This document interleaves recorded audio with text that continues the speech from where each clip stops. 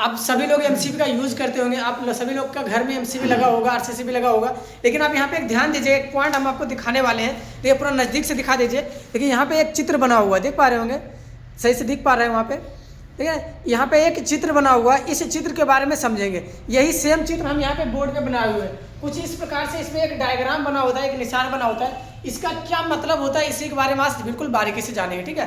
तो सबसे पहले हम आपको बता दें कि ये हमारा एमसीबी है, जिसको हम लोग डीपी एमसीबी के नाम से जानते हैं। डीपी एमसीबी कहे तो डबल पोल एमसीबी। तो चाहे आपका डीपी एमसीबी हो या सिंगल पोल एमसीबी हो, अगर आपके घर में सिंगल पोल भी एमसीबी है तो इसमें भी ये निशान आपको देखने को मिलेगा। देखिए यहाँ पे सिंगल पोल एमसीबी है, तो सिंगल पोल एमसीबी में ये आपको निशान दिखने को मिल जाएगा, ठीक है। तो सिंगल पोल एमसीबी हो चाहे आपका डीपी एमसीबी हो, दोनों में ये सिंबल आपको देखने को मिलेगा।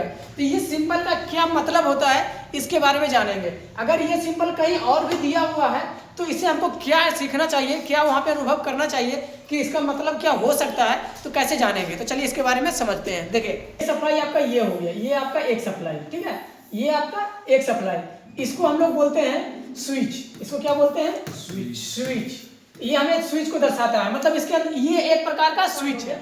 ये हमारा दूसरा पॉइंट है। तो इस दूसरे पॉइंट का मतलब होता है ओवरलोड। क्या होता है, ओवरलोड। ओवरलोड इस ये दर्शाता है कि ये ओवरलोड होगा, यानी अगर जहां पे भी ये चित्र बना होगा इसका मतलब क्या हो जाएगा, ओवरलोड। चलिए इसके बारे में और आगे समझते हैं। ये हमारा तीसरा पॉइंट है, ये टोटल 3 चीजों को दर्शा रहा है। ये हमारा तीसरा पॉइंट है। तीसरा पॉइंट दर्शाता है शॉर्ट सर्किट। शॉर्ट सर्किट, ठीक है। तो देखो अगर ये 3 निशान दिया हुआ है तो 3 निशान से हम क्या समझे, सबसे पहले एक प्रकार का ये स्विच है।